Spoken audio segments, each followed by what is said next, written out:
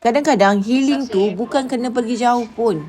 Macam pagi semalam lepas hantar anak ke sekolah, suami pun dah keluar kerja pagi-pagi awal, tinggal Kak Oya dengan masa Kak Oya sendiri. Teruslah singgah kedai kegemaran. Entah kenapa roti canai kat sini memang sedap.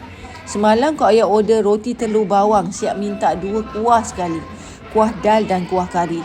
Ya Allah, kuah kari dia memang padu. Jenis yang bila cicah roti terus rasa nak tambah lagi. Lepas tu kedai ni pasang pula lagu 60-an semalam. Sambil makan kepala ni auto bergoyang lah ikut rentak. Siap senyum seorang-seorang. Orang selalu tanya, tak bosan ke makan seorang Kak Oya? Bagi Kak Oya, tak pun. Kadang-kadang makan seorang ni lagi healing.